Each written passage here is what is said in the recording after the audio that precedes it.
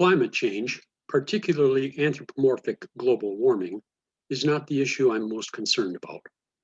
While the temperature increase since the start of the industrial period has been legitimately alarming, the Earth has also been recovering from the little ice age of 500 years ago, which was the coldest time since the start of the Holocene epoch 10,000 years ago.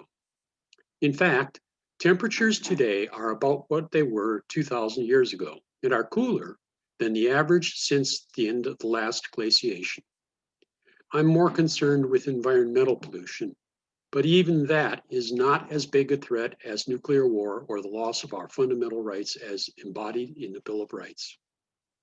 Renewable energy like wind, solar, tidal, and other hydroelectric power has environmental costs and other problems, such as mining of rare earth elements, lithium, and other raw materials, disposal of turbine blades, the need for backup power, and the useful lifetime of equipment.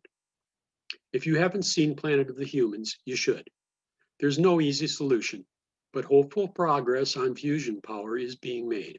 MIT has a design for a self-sustaining fusion reactor that would produce more energy than it consumes, using superconducting magnets that have recently been developed. They hope to have an operational reactor by 2025, but it would be another 10 years to develop commercially feasible reactors. Government should not be subsidizing any type of commercial energy production, though research should receive funding, such as the Fusion Project. Nor should government or industry trample on treaty rights.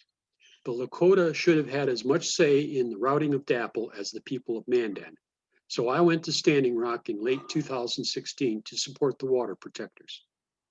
Wind and solar are actually cheaper than fracked hydrocarbons and tar sands, which are really not economically feasible even in the intermediate term. Unfortunately, many other polluting industries are feasible in the short and intermediate term because they socialize their externalities.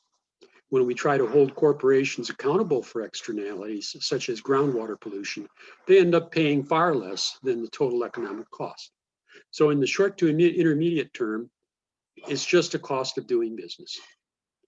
As we become more aware of externalized costs over the years, some polluting corporations go bankrupt, but past shareholder dividends and executive compensation are protected from liability, like the shareholders and executives of Johns Manville or Monsanto. It's best to prohibit the externalities in the first place. What concerns me most is all the toxins we're releasing into the biosphere, such as glyphosate and neonicotinoids. Without bees, a lot of things die, including maybe us.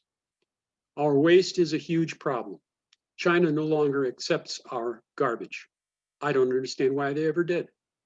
Government should be able to regulate so-called disposable items and packaging materials. If they can't readily be recycled, they should be phased out and replaced with biodegradable or burnable, which would at least produce energy. I'm not sure why we don't still use Excelsior.